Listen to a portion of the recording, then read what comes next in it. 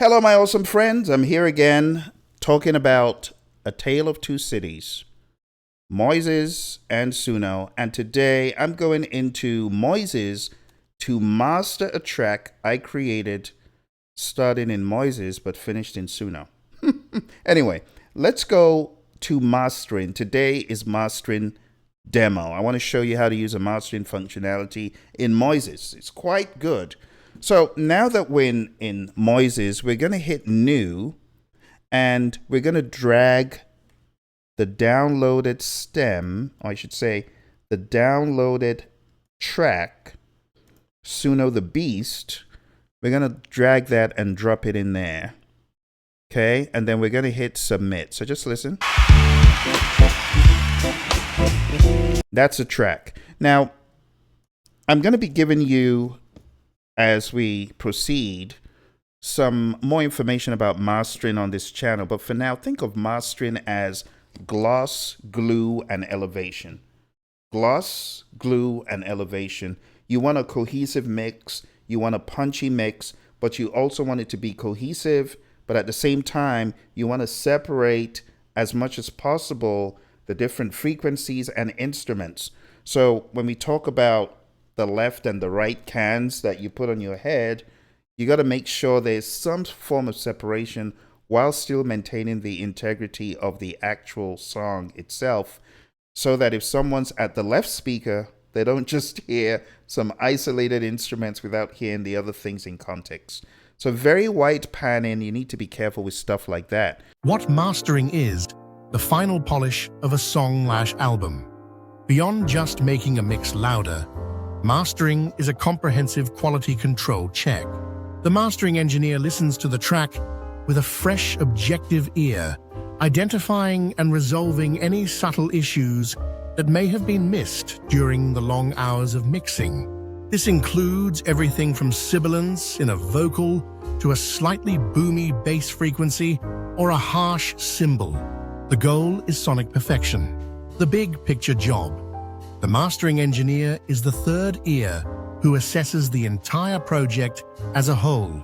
They are not concerned with the individual snare sound or vocal effect anymore. Their focus is on the complete sonic experience.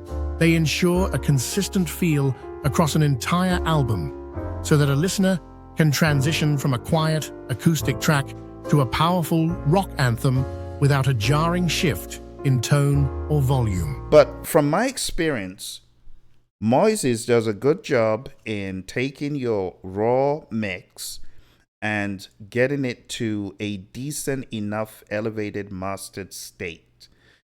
Now, there's some advanced stuff that goes into it. And if you click on that, there's target loudness, there is mastering intensity, low cut frequency, high cut frequency. You can also add a reference track if you wanted. And I'm not sure if there's fees for all these other bits and pieces, or you could just use auto mode. Boom, just hit auto mode and that's it. Just like the other functionalities, off to the races. It's already assessed it. It already knows what to do. So let's take a look.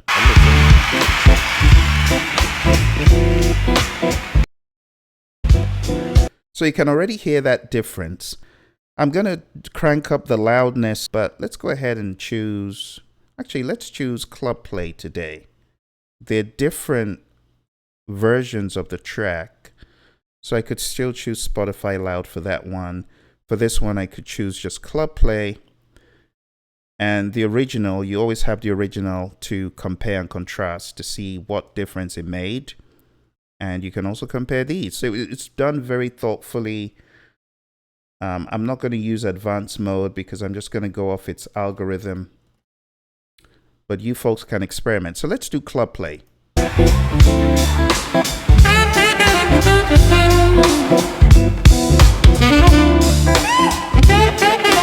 That is a very good one.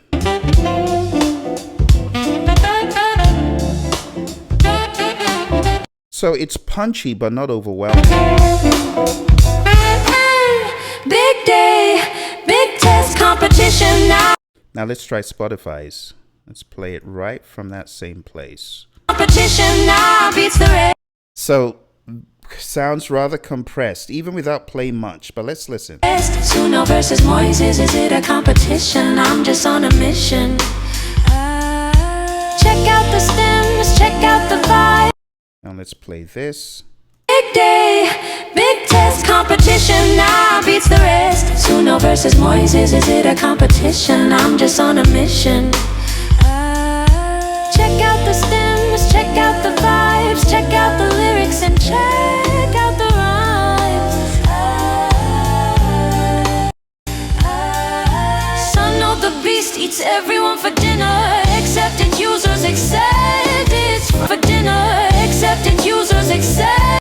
So this has a little bit, it sounds a little bit of a higher frequency bump up on this. So there's still some bells and whistles I would need to get used to, but just right off the bat, I like the option that it gives you to adjust these if you wanted something more advanced, or if you just wanted, a quick customization. Auto mode, it says automatically defines volumes and level of AI mastering for your track. So I've got to come in here and play a little bit more, but if you are new to it and you wanted to use the mastering functionality of Moises, my favorite from this little experiment is I like the club, and it depends on the music you're putting in. Your music could have a huge bearing on how each one of these eventually pans out.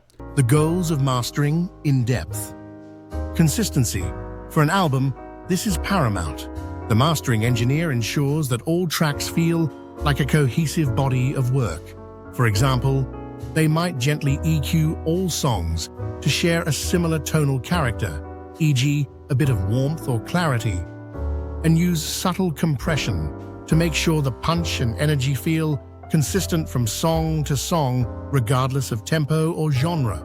Translation: this is a key technical challenge. A mix might sound great on studio monitors, but weak on a phone, or too bass-heavy in a car. The mastering engineer uses their expertise and a variety of reference systems to ensure the track translates well. They might use a gentle high-pass filter on the low end to keep the bass clean on smaller speakers, or make minor adjustments to the mid-range to ensure the key elements, like vocals and guitars, cut through in any environment. Volume and dynamics. This is a delicate balance. The goal is to make the track feel loud enough to compete with other songs on a playlist without sounding crushed or lifeless. This era is a direct result of the loudness wars of the past. Modern mastering engineers focus on loudness units, low EFS, which are a more sophisticated way of measuring perceived loudness. By adhering to standards like 14 LUFs for Spotify, the track sounds great at the platform's target volume, rather than being turned down by the algorithm and potentially losing its impact. Tone and balance. While mixing handles the main tonal balance, mastering provides the finishing touches. A mastering engineer might use a high-end EQ boost for air or sparkle, or a low mid-cut to de-muddy a mix, making it feel cleaner and more professional. These are often broad, gentle adjustments that affect the entire frequency spectrum. Technical compliance. This is about more than just LUFs. Each platform has specific requirements. CD requires a 16-bit 44.1 kHz sample rate. Vinyl requires a unique master with limited low-end stereo information and controlled high frequencies to prevent the needle from jumping. Streaming requires specific LUFS and a true peak limit, usually 1 dB/TP, to prevent distortion when the track is converted to lossy formats like MP3 or AAC. Tools of a mastering engineer elaborated. EQ equalizer, used for both corrective and creative purposes. Corrective EQ addresses problems, e.g., a resonant frequency in the low mids, while creative EQ shapes the overall tone, e.g., adding a slight boost to 10 kHz to make the mix sound brighter. Compression, multiband, compression, A single band compressor glues the entire mix together, making it feel more cohesive and punchy. Multiband compression is more surgical, allowing the engineer to apply compression to specific frequency ranges. For instance, they might compress only the low end to control a kick drum's impact without affecting the vocals or cymbals. Limiter. This is the brick wall of the mastering chain. It's a type of ultra-fast compressor that prevents any audio signal from exceeding a set threshold, usually 0 dBFS or a bit below. It is the final tool used to raise the overall perceived loudness of the track without any digital clipping.